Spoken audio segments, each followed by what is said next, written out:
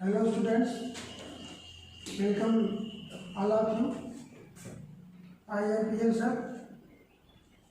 I will teach you today sentences to make complex sentences.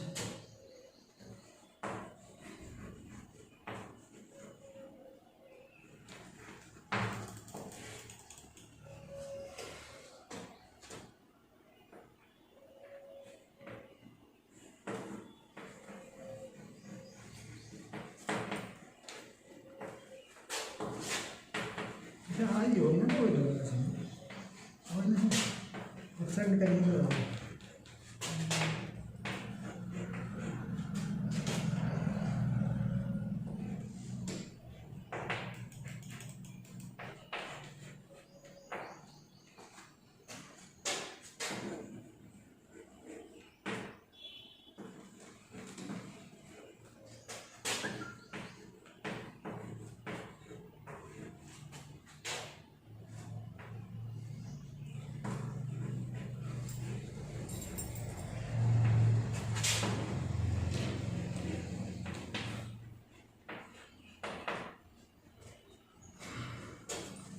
जैसा कि हम पहले आपको बता चुके हैं विद्यार्थियों, सिंपल सेंटेंस के विषय में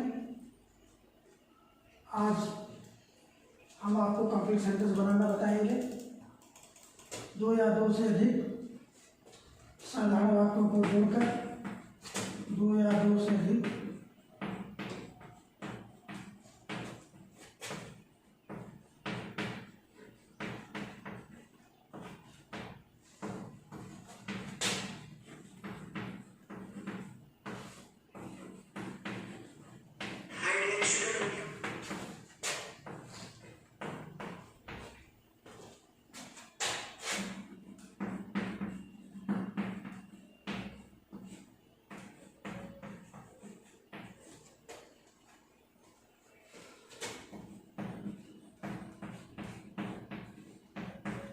उसे तौर पर बनाना।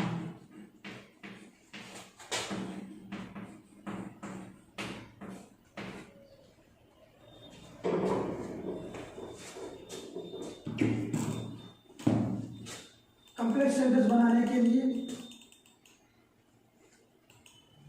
क्लॉजेस के विषय में जानना आवश्यक है।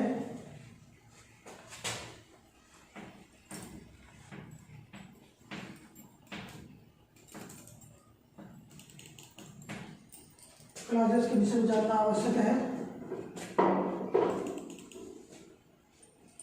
अब क्लॉज क्या है?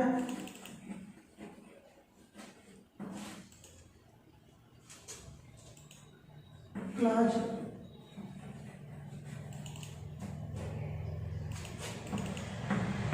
is the group of words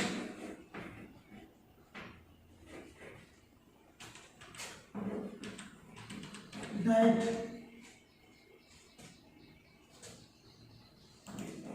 is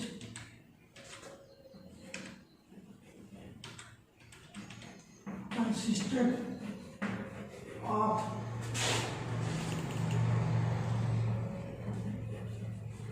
subject and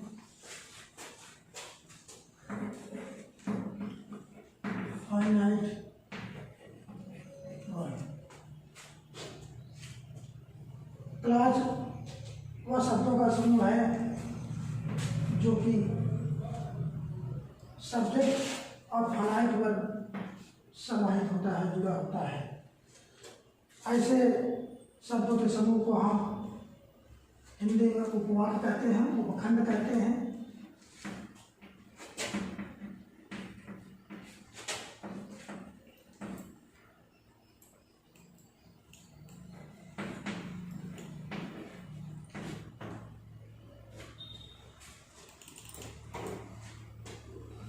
class दो प्रकार के होते हैं। क्लास मुख्यतः तीन प्रकार के होते हैं।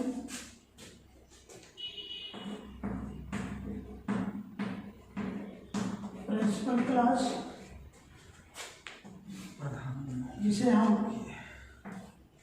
मेन क्लास भी कहते हैं।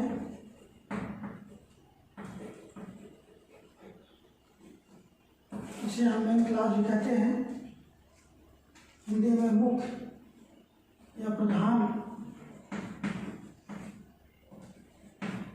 उपवाक्य।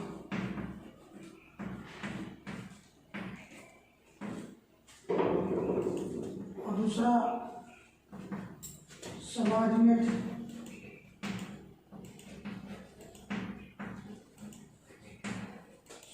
क्लास,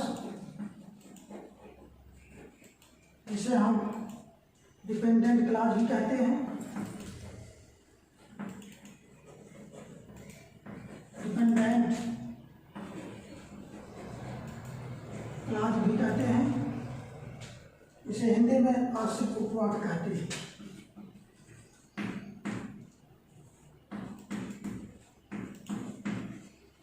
आश्रित उपवाक्य से हम आश्रित उपवाक्य कहते हैं। तीसरा है coordinate class.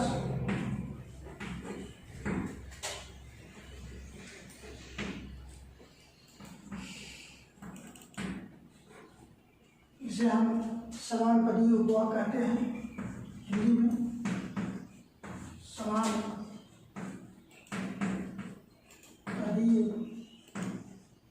उपवाक्य।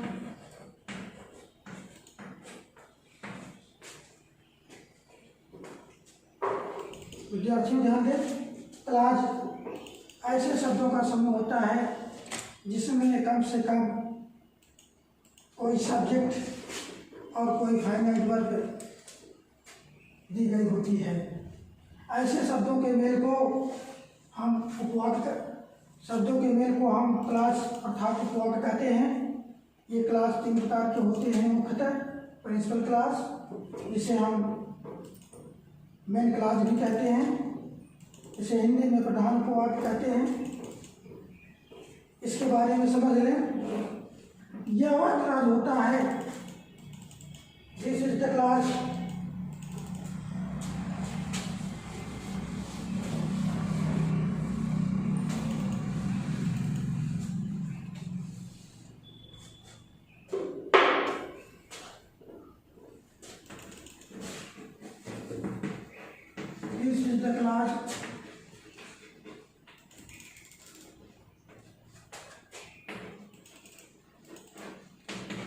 that is free to complete its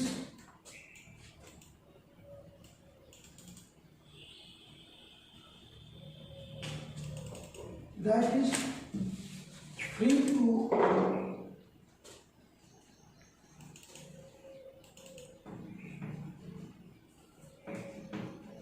explain its complete meaning।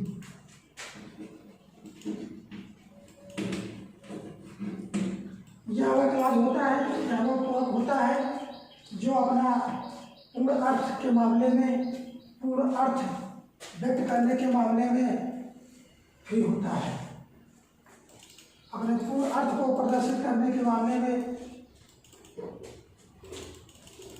स्वतंत्र होता है।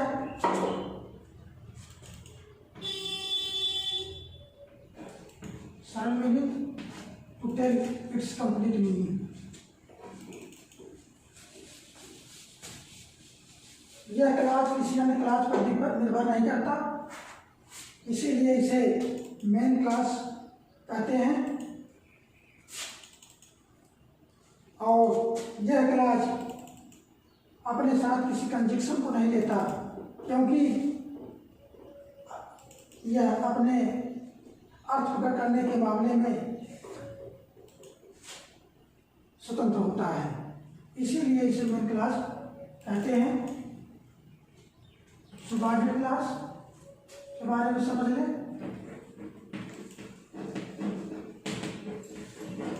सबऑर्डिनेट क्लास अर्थ से ही क्लियर हो रहा है। आश्रित उपवाक। यह क्लास अपने अर्थ को प्रदर्शित नहीं कर पाता। This class does not make its complete meaning without the help of any other class। इन्हें किसी और क्लास की मदद से ये अपने अर्थ को नहीं पकड़ सकता, नहीं करता है। इसलिए यह सबऑर्डिनेट क्लास को आश्रित उपवाक के नाम से जाना जाता है, क्योंकि यह क्लास पूर्णतः अपने प्रिंसिपल क्लास पर ही निर्भर होता है। इसीलिए इस क्लास में सबऑर्डिनेटिंग कंजक्शंस जुड़े होते हैं और वह सबऑर्डिनेटिंग कंजक्शंस इन्हें सबऑर्डिनेट क्लास के रूप में प्रदर्शित करने का काम करते हैं। इसीलिए इन्हें सबऑर्डिनेट क्लास कहा जाता है। हिंदी में आश्रित उपवाक कहते हैं। This is the clause which is not complete in sense of expressing its complete sense, its complete meaning. Therefore, it is also called dependent clause. This clause is totally dependent on the other clause, namely principal clause। निर्भर होता है। विद्यार्थी थोड़ा समझ लें coordinate class के विषय में। समानुपाती क्लास, यह क्लास किसी और क्लास पर निर्भर नहीं होता, अपना अर्थ स्वतः निकाल लेता है। अपने अर्थ को प्रदर्शित करने के लिए किसी और क्लास पर निर्भर नहीं होता। This class is complete to express its meaning. यह क्लास अपने अर्थ को प्रदर्शित करने में पूर्ण होता है। This class is not dependent on any other class in sense of explaining its meaning. अपने भाव को प्रदर्शित करने के लिए किसी और क्लास पर निर्भर नहीं होता है। इसीलिए इसे समानुपाती उपवाक कहते हैं। ये क्लास के विषय में है। अब विद्यार्थी समझ लें कम्प्लीट सेंटेंस बनाने में किन किन क्लास की जरूरत पड़ती है।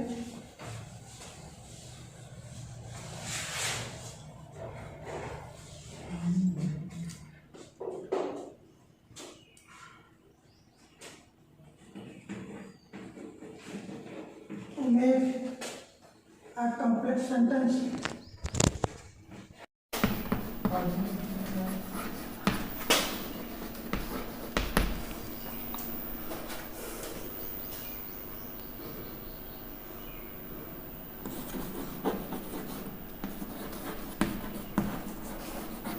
complex sentences are divided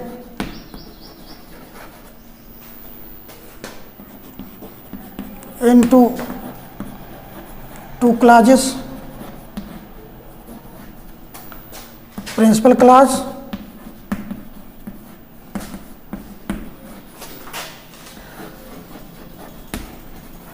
and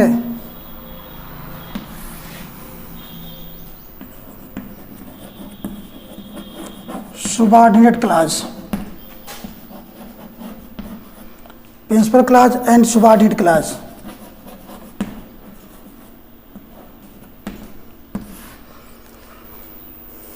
जिसके विषय में आप जान चुके हैं। प्रिंसिपल क्लास वह क्लास होता है जो कि खुद पर निर्भर होता है, किसी और पर अर्थ निर्भर नहीं होता।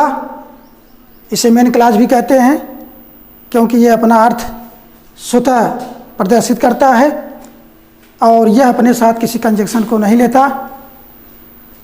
जबकि सबऑर्डिनेट क्लास, जिसे हिंदी में आश्रित उपवाक कहते हैं, चूँकि यह प्रिंसिपल क्लास पर आश्रित होता है और बिना प्रिंसिपल क्लास पर आश्रित हुए अपने भाव को प्रदर्शित नहीं कर सकता, नहीं कर पाता है। इसीलिए इसे आश्रित उपवाक्य अर्थात सबऑर्डिनेट क्लास कहते हैं। Subordinate class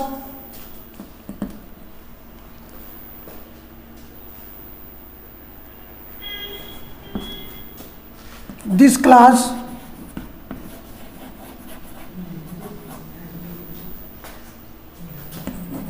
has subordinating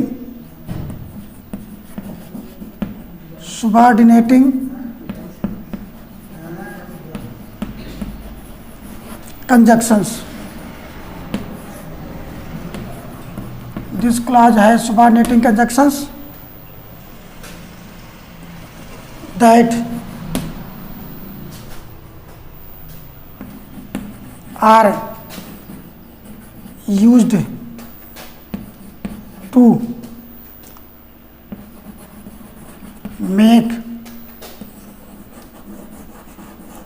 complex sentences without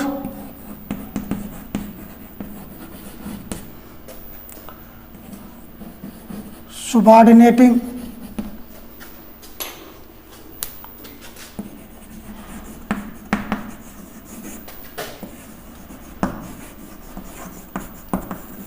conjunctions.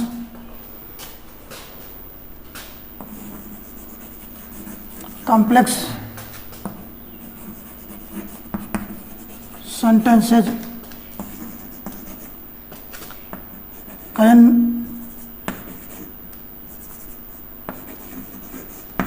not be formed. विद्यार्थी ध्यान दें, this clause has subordinating conjunctions. इस क्लाज के पास सबऑर्डिनेटिंग कंजक्शंस होते हैं, आश्रित संयोजक होते हैं जो कि मदद करते हैं कॉम्प्लेक्स वाक्य को बनाने में। दैट आर यूज्ड, जो इस्तेमाल किए जाते हैं to make complex sentences, complex वाक्य को बनाने में। चूँकि बिना सबऑर्डिनेटिंग कंजक्शंस के complex sentences can not be found, बनाया नहीं जा सकता।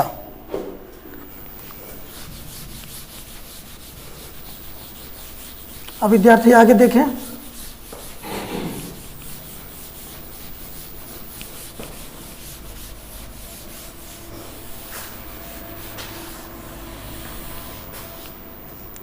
Subordinating clause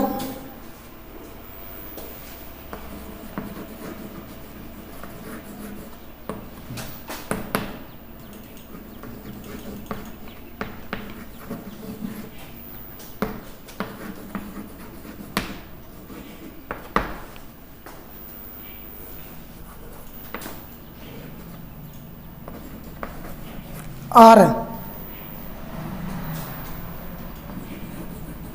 also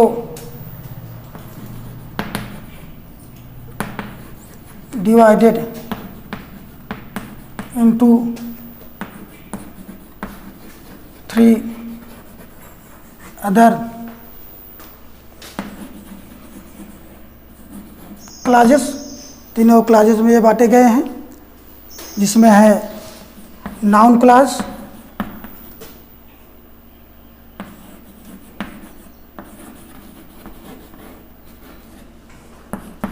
adjective class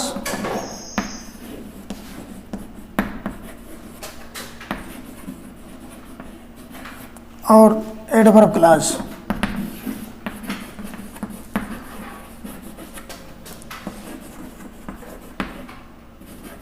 adverb class इस तरह एक कॉम्प्लेक्स वाक्य तीन क्लासों में बटा होता है, नाउन क्लास, एडजेक्टिव क्लास और एडवर्ब क्लास। इन तीनों क्लासों के बारे में समझ लें। नाउन क्लास वह क्लास होता है जो वाक्य में नाउन का काम करता है, और एडवर्ब क्लास, नाउन क्लास वह क्लास होता है जो वाक्य में नाउन का काम करता है, और दूसरा है एडजेक्टिव क्लास। एडजेक्टिव क्लास वह क्लास होता है जो एडजेक्टिव का काम करता है। एडवर्ब क्लास वह क्लास होता है जो एडवर्ब का काम करता है।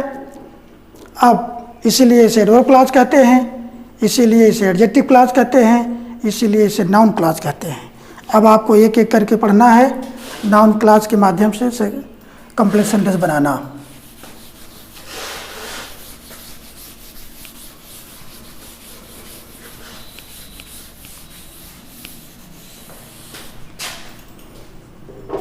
Noun class.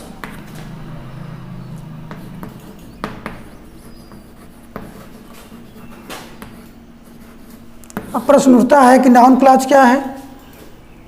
What is noun class? What is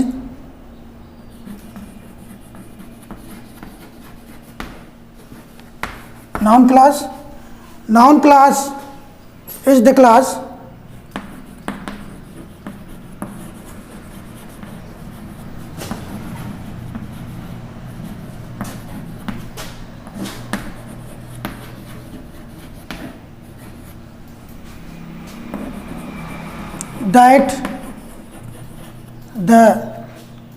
that does the work of noun.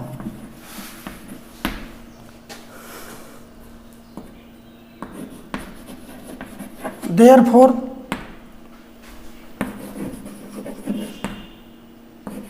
is called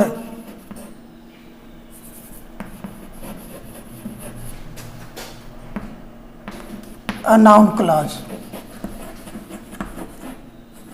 इसीलिए नाउन क्लास कहते हैं, जो कि क्योंकि ये नाउन का काम करता है। नाउन क्लास 5 भागों में बटा होता है।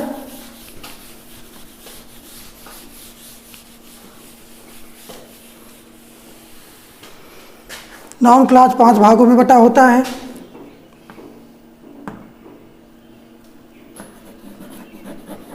This class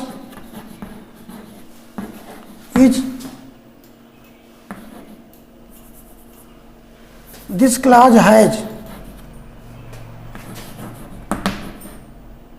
5 parts।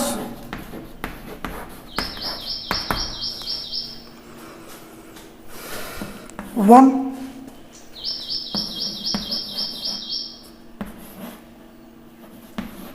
subject to a verb,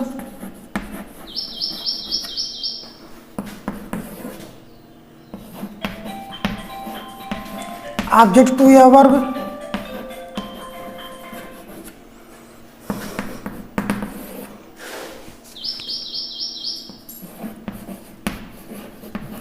object to a preposition,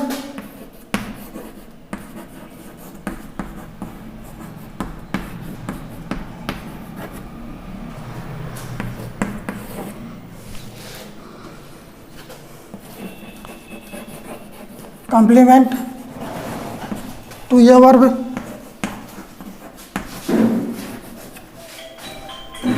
पांचवा case in opposition.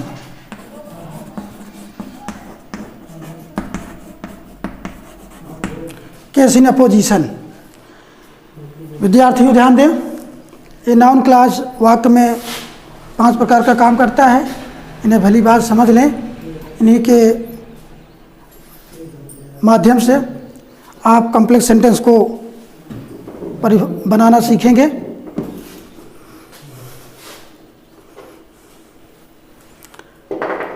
Subject to a verb, object to a verb, object to a preposition, complement to a verb, case in apposition. इन्हें उदाहरण के माध्यम से समझें।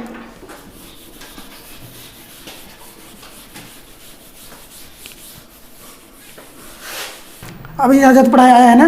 Noun class वह class होता है, जैसा कि हम आपको बता चुके हैं अभी। नाउन क्लास वह क्लास होता है जो वाक्य में नाउन का काम करता है, इसीलिए इसे नाउन क्लास कहते हैं। यह वाक्य में 5 प्रकार का काम करता है। Subject to a verb, object to a verb, object to a preposition, complement to a verb, case in opposition.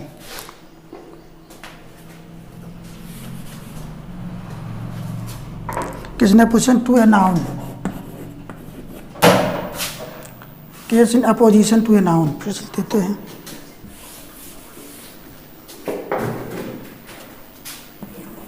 Case in apposition to a noun. ये पांचवा रहा, पांचवा भाग रहा। अब इन्हें उदाहरण के माध्यम से समझें। विद्यार्थी ध्यान दें, कॉम्प्लेक्स वाक्य बनाते समय क्लॉज को भली भांति समझना आवश्यक है और कॉम्प्लेक्स वाक्य जब हम जोड़ना शुरू करें तो हमारा एक कॉम्प्लेक्स वाक्य दो क्लॉजों में बटा होना चाहिए, प्रिंसिपल क्लॉज और सुबॉर्डिनेट क्लॉज, और उसमें सुबॉर्डिनेटिंग कंजक्शन का होना आवश्यक है। सुबॉर्डिनेटिंग कंजक्शन के ही माध्यम से हम वाक्य को कॉम्प्लेक्स वाक्य बना सकते हैं। बिना सुबॉर्डिनेटिंग कंजक्शंस के, without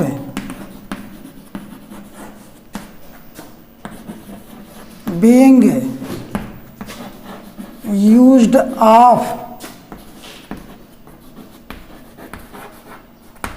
subordinating conjunctions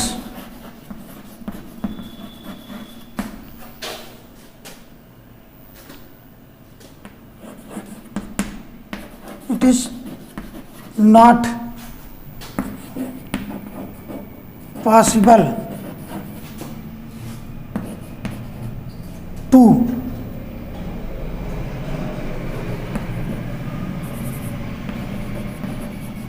make complex sentences। बिना सुबॉर्डिनेटिंग कंजक्शन के इस्तेमाल का कॉम्प्लेक्स वाक्य बनाना संभव नहीं होता। सुबॉर्डिनेटिंग कंजक्शंस आर इनएविटेबल। सामाजिक सुबॉर्डिनेटिंग कंजक्शन का इस्तेमाल वाक्य में इनएविटेबल है, कंपलसरी है, अनिवार्य है। Conjunctions, subordinating conjunctions play an important role in forming complex sentences।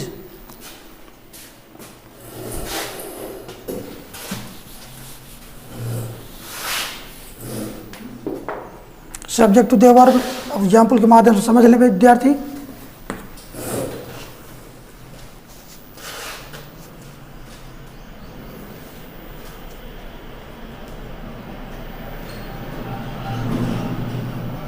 बहुत simple example, he is a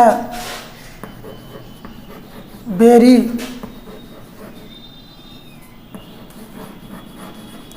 regular student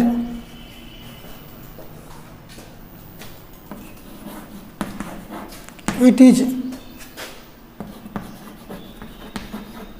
known to all। और सिंपल एग्जाम्पल है, he is a very regular student, it is known to all, सबको ज्ञात है। विद्यार्थी ध्यान दें, complex sentence बनाना है सब्जेक्ट टू ए वर्ब के माध्यम से। That he is a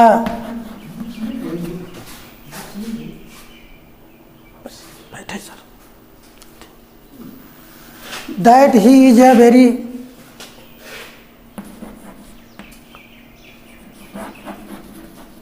regular student is known to all। विद्यार्थी ध्यान दें, that he is a very regular student is known to all. ये सब्जेक्ट टू ये वर्ब है, ये सब्जेक्ट टू ये वर्ब, ये वाक्य का सब्जेक्ट है। दैट ये नाउन क्लॉज का काम करता है, क्योंकि जब दो वाक्य दिए हों और पहला वाक्य के बाद आया हुआ दूसरा वाक्य से जब वाक्य का भाव प्रदर्शित होता है तो उस दूसरे वाक्य को हम नाउन क्लॉज से संबोधित करेंगे। नाउन क्लॉज को भली बात समझ लें। नाउन क्लॉज इज क्लियर्ड,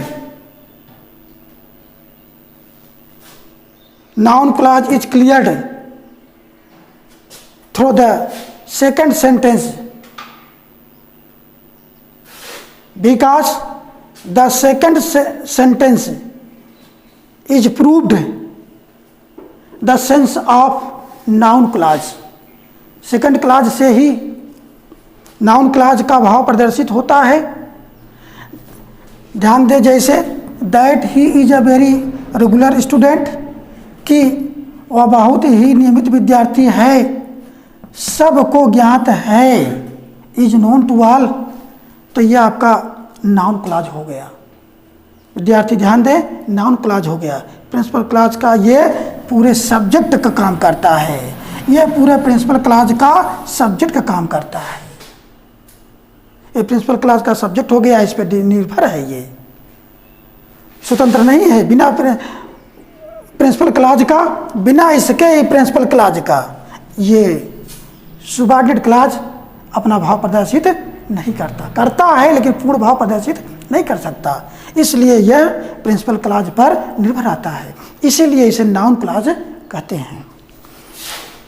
इसे हम सब्जेक्ट टू या वर्ब कहेंगे। क्या कहेंगे? Subject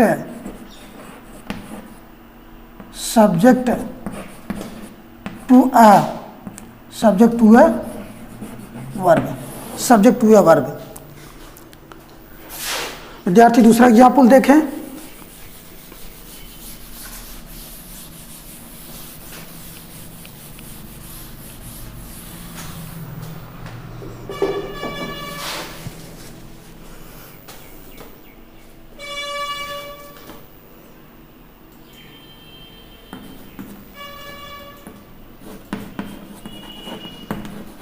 He will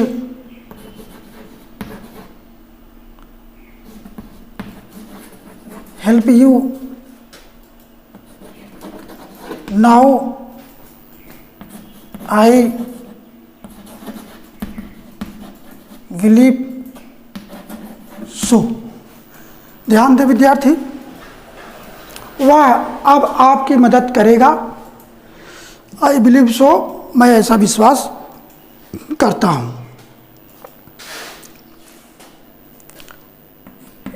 object to ये वर्ब के माध्यम से जोड़ना है, जिसे बनाएंगे ऑब्जेक्ट टू अ वर्ब, तो बन जाएगा I believe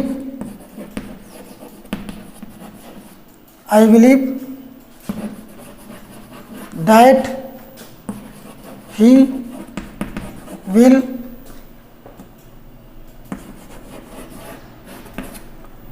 help you now।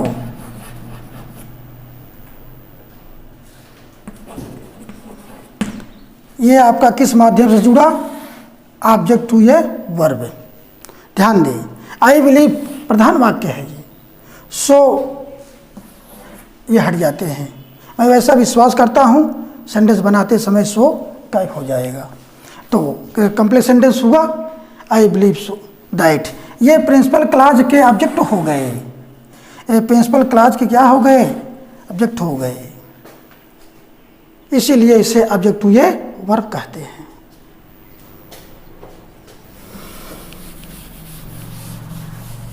इस वर्ब जो बिलीव है उसका कंप्लीमेंट हुआ, बिना इसके अर्थ पूरा नहीं होगा। इसीलिए इसे that he will help you now, इसे नाउन क्लॉज कहेंगे। मैं विश्वास करता हूँ, क्या विश्वास करता हूँ, मैं विश्वास करता हूँ, क्या विश्वास करता हूँ कि वह आपकी यह मदद करेगा, इसका अर्थ अब पूरा हुआ। मैं विश्वास करता हूँ यह अपने में पूर्ण है कि वह आपकी मदद करेगा, सुबॉर्डिनेट कंजंक्शन दैट लगा हुआ है, इसीलिए यह बन जाएगा नाउन क्लॉज। अब विद्यार्थी ध्यान दें, अगला part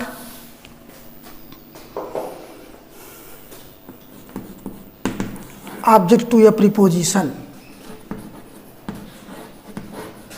object to a preposition. Object to a preposition.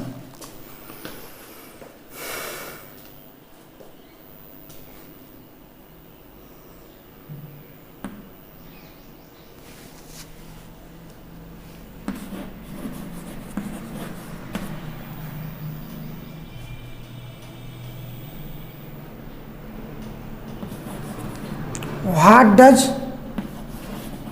your conscience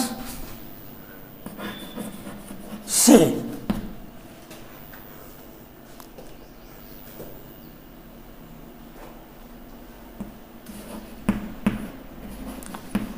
Listen to it,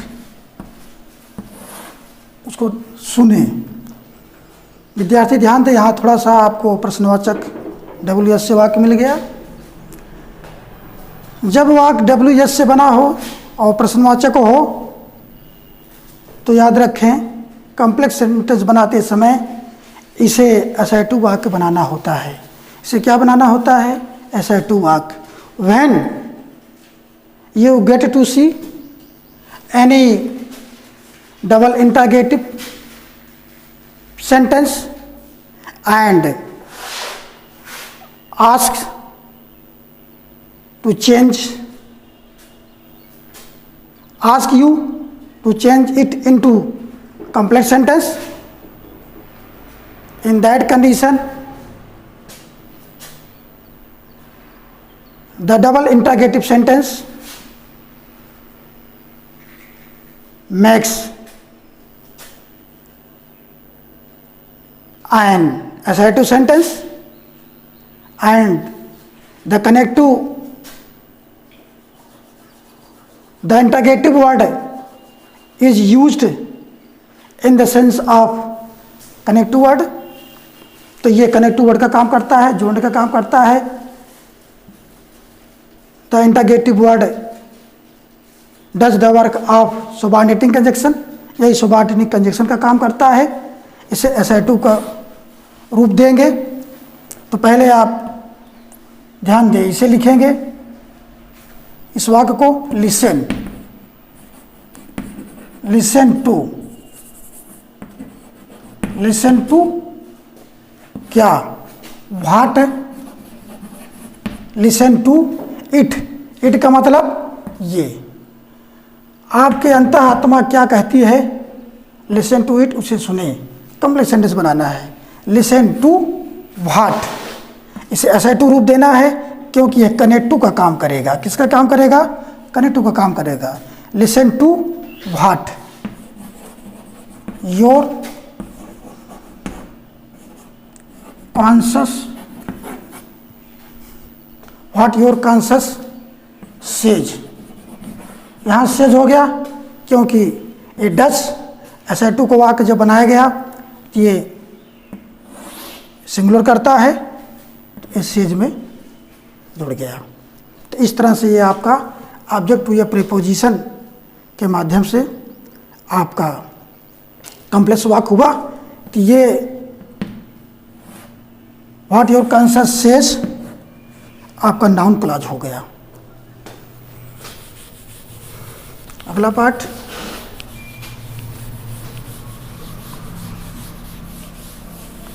complement to या verb.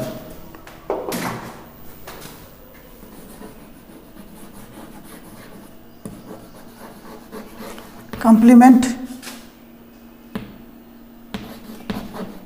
to a verb.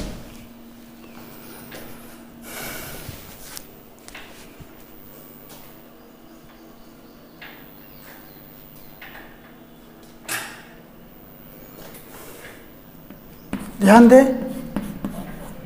he died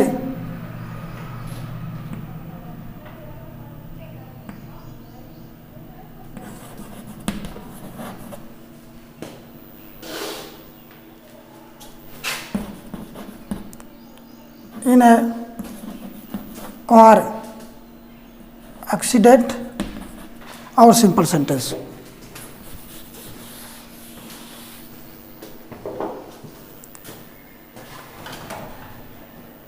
He deceived me. He deceived me.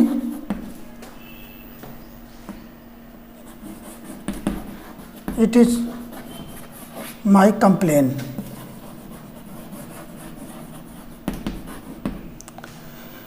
बहुत सिंपल एग्जाम्पल, उसने मुझे छल किया, उसने मुझे धोखा दिया, यही मेरा शिकायत है। उसने मुझे अब्यूज किया, उसने मुझे गाली दिया, यही मेरी शिकायत है। उसने मेरा कलम छीना, ही स्नेच्ड माई पेन, कुछ भी आप सेंटेंस बना सकते हैं, यही मेरी शिकायत है। वह कंप्लीमेंट टू ए वर्ब से बनाना है। My complain is, my complain, my complain is that, my complain is that ही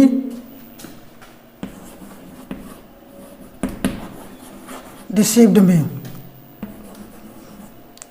या अब्यूज्ड, जो भी आप लिख देंगे सही है। इस तरीके से ये कंप्लीमेंट, ये वर्ब का कंप्लीमेंट हो गया, कंप्लीमेंट टू ये वर्ब का कंप्लीमेंट हो गया। माई कंप्लेन इज दैट, फिर ध्यान समझ लें,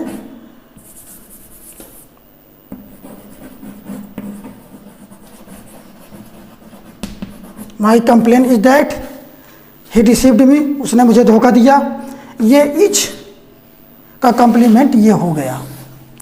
मेरी शिकायत है, क्या मेरी शिकायत है, ये पूरा करेगा। दैट ही डिसीव्ड मी, उसने मुझे धोखा दिया था, तो ये आपका कंप्लीमेंट टू द वर्ब हुआ।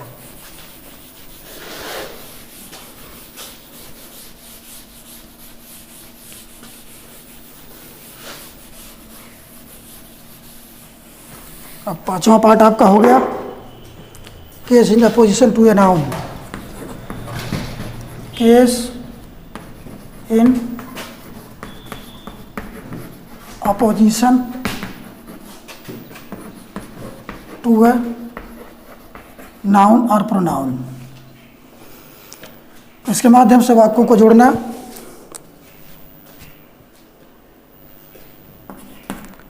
His grandfather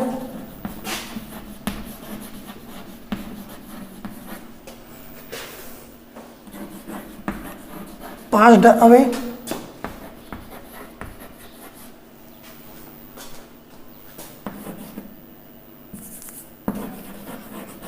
last night.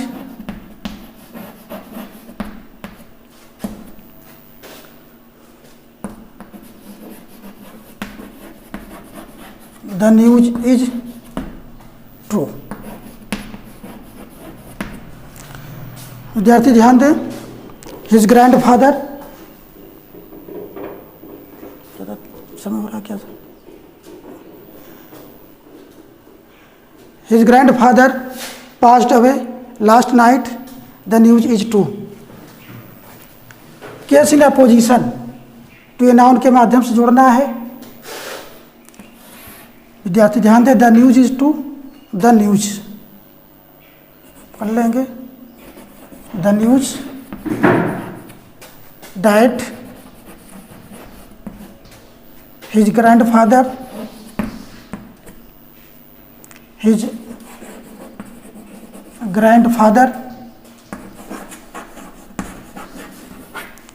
died, passed away.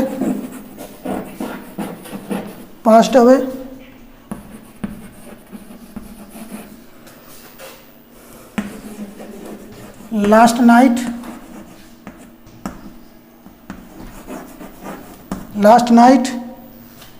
is true.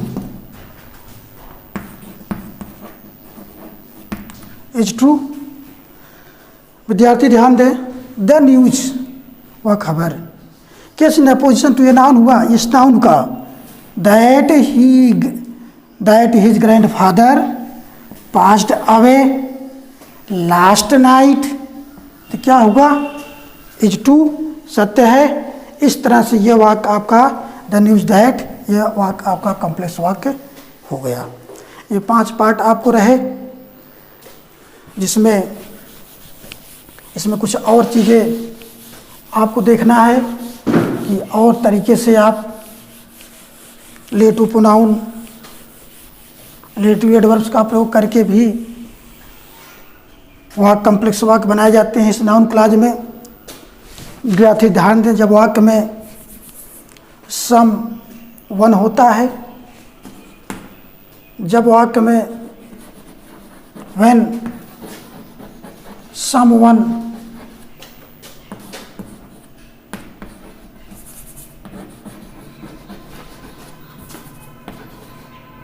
somebody someone somebody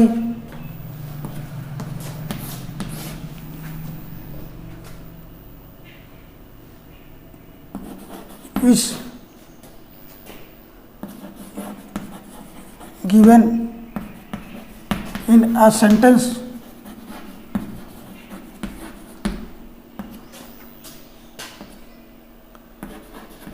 is to change them into who, जैसे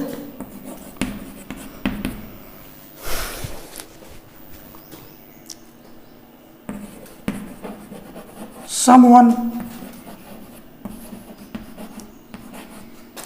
came to my house. Someone came to my house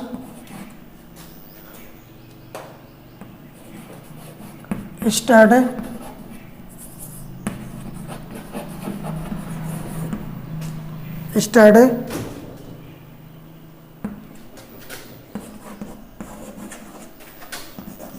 I do not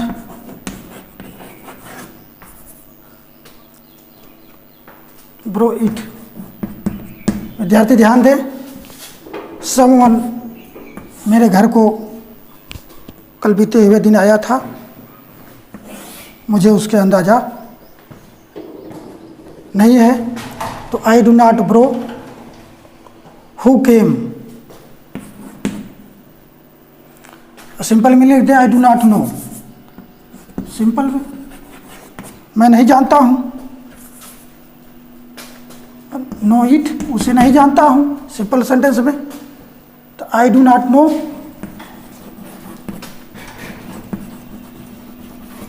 who came to my house yesterday। तो ये आपका हो गया वाक्य complex sentence. विद्यार्थी ध्यान दें, आपको जैसा कि यह समझाया गया है, समवन और समबडी किसी वाक्य में दिया गया होता है, is to change them into who में बदला जाता है।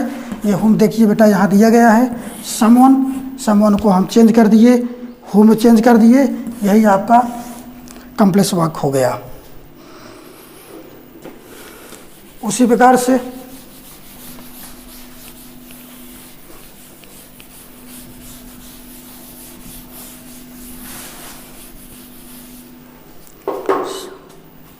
उसी प्रकार से similarly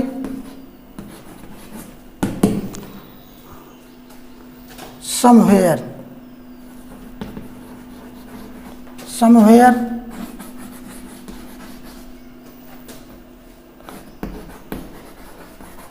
there is given and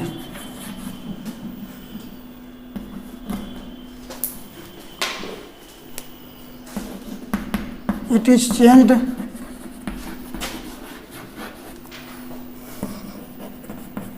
into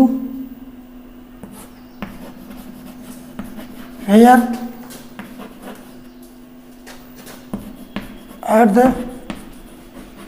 time of changing into complex. Complex बनाते समय इसे वेयर में बदल देते हैं, जैसे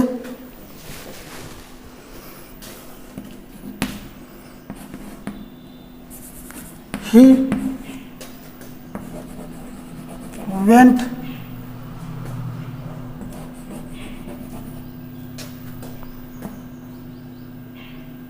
somewhere,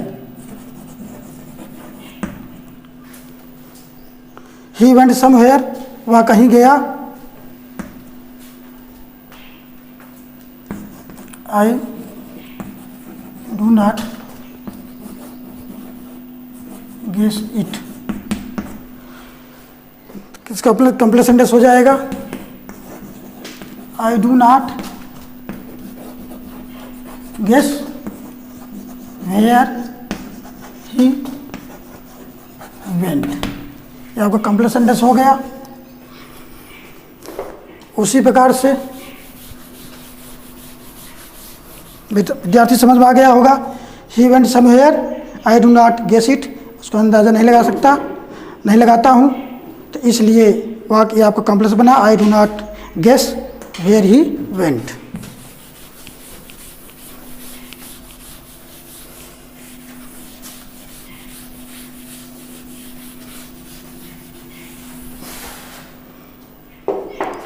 इसी प्रकार से दिया हो वाक्य किस प्रकार के हों? He failed in his tricks।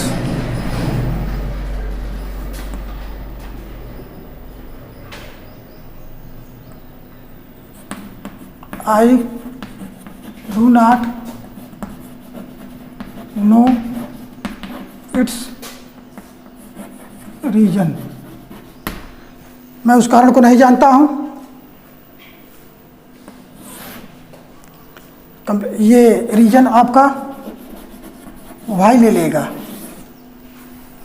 जब वाई अगर इस तरह से वाक्य हो, वाई कनेक्टिव वर्ड का इस्तेमाल करेंगे तो वाक्य बन जाएगा complex. I do not know why he failed, why he failed in his tricks। विद्यार्थी समझ में आ गया होगा, ये आपका कंप्लीट सेंटेंस हो गया। विद्यार्थी ध्यान दें, उसी प्रकार से जब वाक्य इस प्रकार के हों,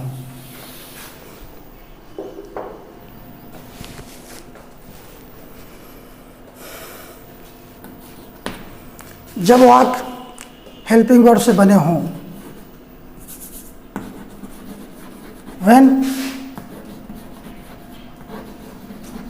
the sentences are in single interrogative, when the sentences are in single interrogative and the following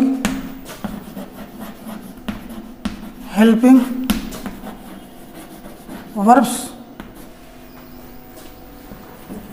do, does, can, shall, has, have, act, so on are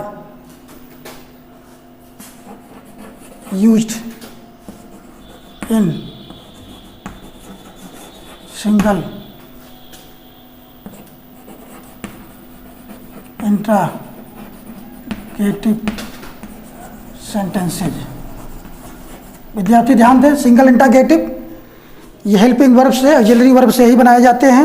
ये समझने का आपका संकेत है कि जितने सिंगल इंटरोगेटिव वर्ब होते हैं वे सभी हेल्पिंग वर्ब से ही बनाए जाते हैं। और जब हेल्पिंग वर्ब से बने हो तो हमें उन्हें कॉम्प्लेक्स में बनाने के लिए SI2 का रूप दे करके और उनके साथ इफ या वेदर का प्रयोग करके वाक्य बनाए जाते हैं, कॉम्प्लेक्स सेंटेंस। इफ या वेदर का प्रयोग होता है ऐसे वाक्यों में। Such sentences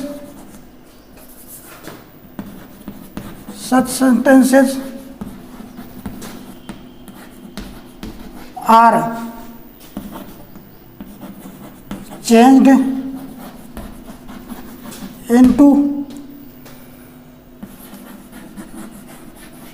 complex by using if या whether।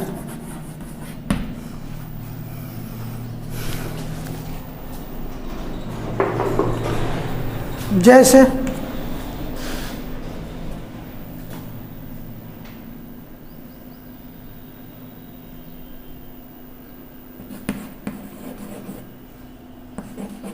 Tell me,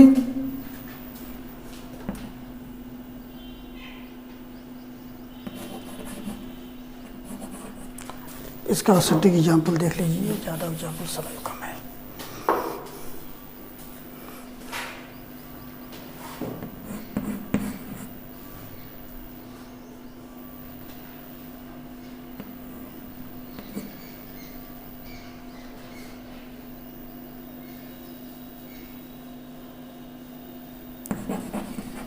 He may be innocent. He may be innocent.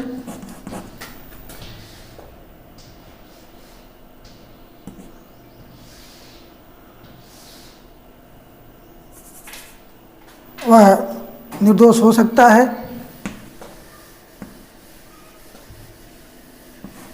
He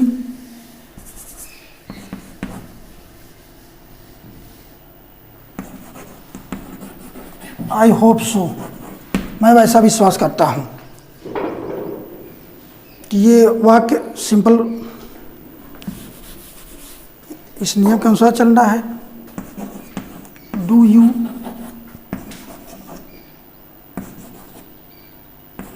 hope so, प्रश्नवाचक वाक्य आपको बन गया।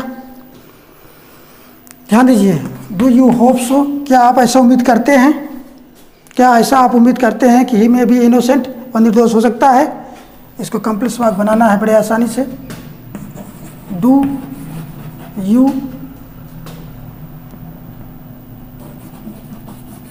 होप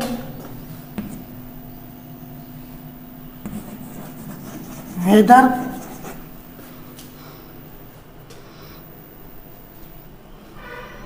SI2 बनाना है तो इसे सिंगल बनाना है, सिंगल SI2 सेंटेंस बनाना है। You hope weather he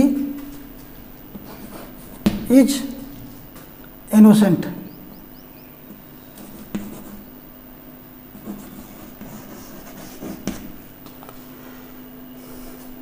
do you hope so, आप ऐसा उम्मीद करते हो। इससे वाक्य सिंगल इंटरोगेटिव बनाना है, तब आप कॉम्प्लेक्स सेंटेंस बनाओगे। यू होप, आप उम्मीद करते हो कि क्या वह निर्दोष है। या ही विल बी इनोसेंट, ये भी सही है। या ही विल बी इनोसेंट, ये भी सही है।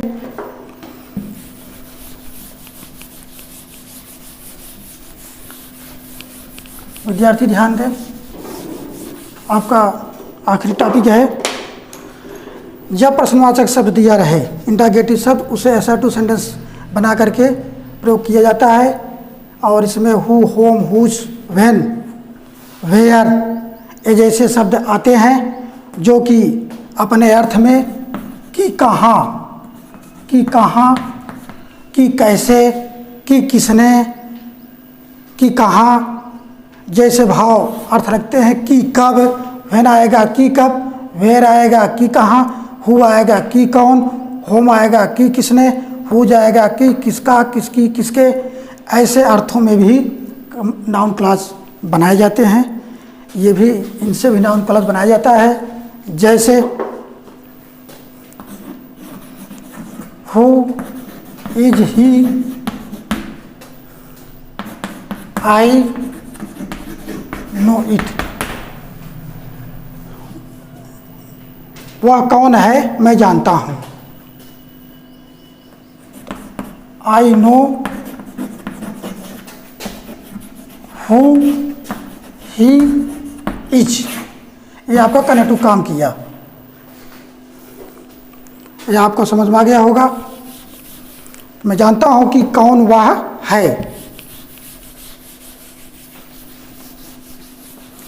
आप विद्यार्थी इस तरह से एक्सरसाइज देख लेंगे। ये आपका रहा कंप्लीट सेंटेंस बनाने का नाउन क्लॉज के माध्यम से। अब हम दूसरे दिन एडजेक्टिव क्लॉज के माध्यम से आपको बताएंगे। That's all.